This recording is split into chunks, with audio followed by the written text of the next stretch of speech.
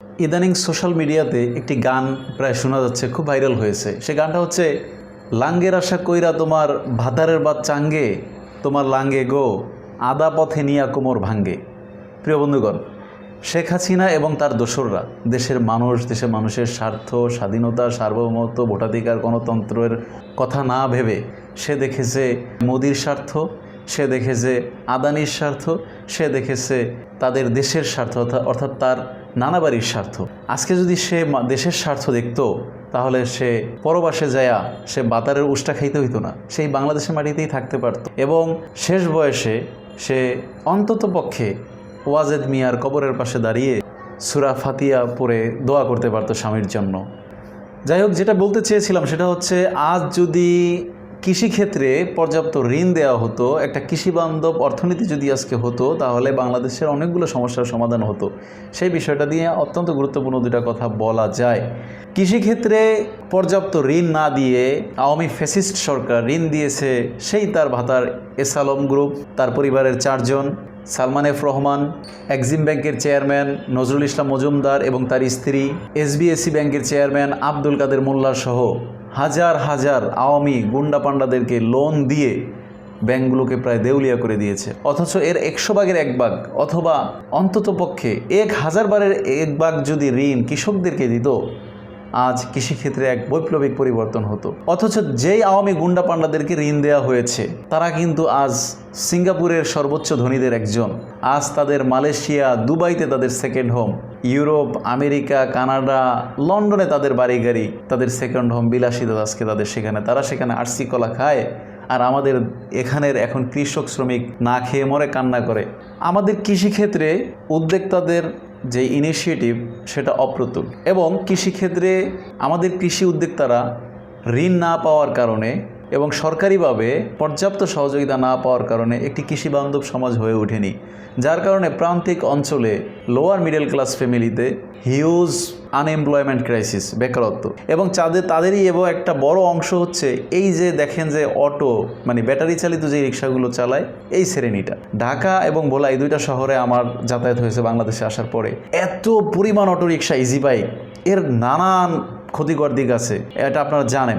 এই এত বেশি ইজি বাইক, রাস্তাঘাটে চলা যায় না, বাজারে চলা যায় না, গাড়ি চলতে পারে না, হাঁটা যায় না, এত বেশি ইজি বাইক। এর বড় কারণ হচ্ছে প্রান্তিক অঞ্চলে একটা কৃষিবান্ধব সমাজ আমাদের হয়ে ওঠেনি। কৃষক উদ্যোক্তারা বেশি ওয়ার্কারদেরকে হায়ার করতেছে না, যার কারণে কর্মহীন হওয়ার কারণে এই লোকগুলো বেকার রাস্তায় ঘুরতেছে, বেকার অটোরিকশা নিয়ে রাস্তায় ঘুরতেছে। যেখানে হয়তো 2টা অটো বাইক হলে হয়ে যায়, 2টা ইজি বাইক হলে হয়ে যায়, সেখানে 10টা ইজি বাইক চলতেছে বেকার রাস্তায়, জ্যাম করতেছে, চলা যায় না।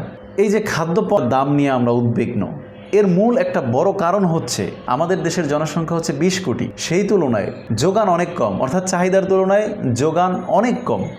আমাদের কাছে মনে হচ্ছে বাজারে অ্যাভেলেবেল আছে জিনিসপত্র, কিন্তু আসলে বাস্তবতা না। এই যে দেখেন আলুর দাম বেড়ে গেছে। কারণ কি?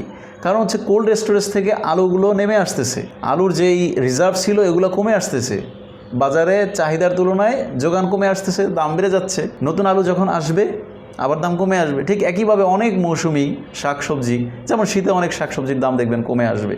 তো বিগত সরকারের উচিত ছিল কি, যে কৃষকদেরকে পর্যাপ্ত ঋণ দেয়া, যাতে কৃষি উদ্যোক্তারা অনেক বেশি উদ্যোগ গ্রহণ করতে পারে। মৌসুমি শাকসবজি তো মৌসুমে করবেই, এছাড়া কিভাবে 12 মাস আলু করা যায়, 12 মাস অন্যান্য শাকসবজি করা যায়, প্রয়োজনে এখানে গ্রিন হাউস প্রকল্প হাতে নেবে, বিভিন্ন ধরনের প্রজেক্ট হবে।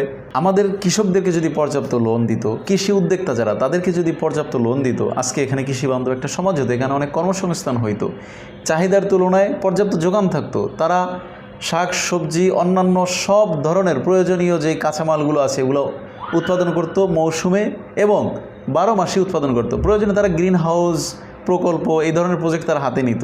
কৃষি উদ্যোক্তারা হতাশ, তারা প্রফিট করতে পারতেছে না।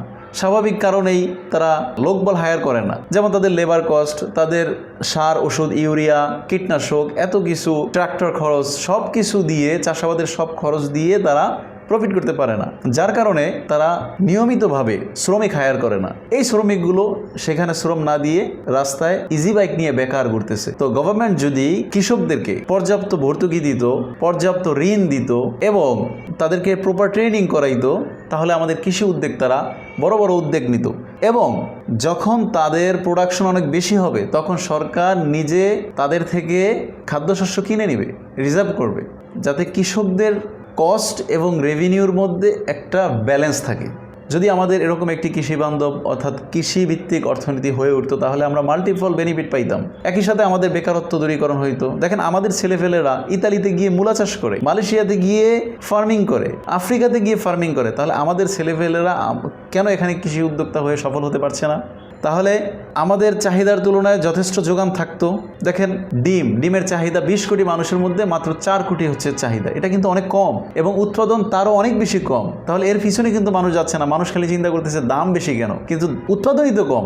উৎপাদন কেন কম, সেই জায়গাটায় ফোকাস দিতে হবে, কিভাবে উৎপাদন বাড়ানো যায়। উৎপাদন বাড়াইতে হলে আপনাকে মুরগির খাদ্যের যে খরচটা কমাতে হবে, এখানে কি যে ফার্মিং যারা করে তাদেরকে লোন দিতে হবে, তাদেরকে নানাভাবে সরকারকে সহযোগিতা করতে হবে। আপনার উৎপাদন না বাড়িয়ে শুধু আপনি দাম কমানোর কথা কেন বলছেন? তাহলে কৃষি বান্ধব অর্থনীতি হলে আমাদের কি সুবিধা? আমাদের বেকারত্ব দূরীকরণ হবে, আমাদের চাহিদার তুলনায় যথেষ্ট যোগান থাকবে, আমাদের নিজেদের যে ডিমান্ড এটা আমরা ফুলফিল করেও বাহিরে রপ্তানি করতে পারবো, সেখানে আমাদের বৈদেশিক আয় হবে এবং আমাদের খাদ্যপণ্যের দামও সামর্থ্যের মধ্যে চলে আসবে। আমি বর্তমান অন্তর্বর্তীকালীন সরকার সহ সামনে যারাই দেশ চালাবেন তাদের প্রতি আমার বিশেষ আবেদন, দয়া করে আপনারা একটি কৃষি বান্ধব অর্থনীতি গড়ে তোলার চেষ্টা করুন এবং লুটেরাদেরকে লোন না দিয়ে বরং আপনারা কৃষকদেরকে লোন দেন, তাদেরকে আপনারা মনিটরিং করেন, তাদেরকে ট্রেন করেন, তাদের পাশে দাঁড়ান। কারণ একটা কথা মনে রাখবেন, মহামারী আসলে, আবার করোনা আসলে, করোনার মতো আবার মহামারী আসলে, পুরো পৃথিবীর সব কিছু অচল হয়ে গেলেও মানুষের কিন্তু খাবার বন্ধ হবে না। মানুষ যতদিন বাঁচবে, পৃথিবী যতদিন টিকবে, ততদিন মানুষকে খাইতে হবে, খেয়ে বাঁচতে হবে। অতএব আমাদের উৎপাদনমুখীতার দিকে ফোকাস দিতে হবে, কৃষি বান্ধব অর্থনীতি আমাদেরকে তৈরি করতে হবে এবং স্বনির্ভর বাংলাদেশ গড়তে হলে আমাদের অবশ্যই কৃষিভিত্তিক অর্থনীতির দিকে জোর দিতে হবে, কৃষকদেরকে বাঁচাতে হবে, কৃষি উদ্যোক্তাদের বাঁচাতে হবে, তাদেরকে অ্যাপ্রিসিয়েট করতে হবে। থ্যাংক ইউ, ভালো থাকবেন।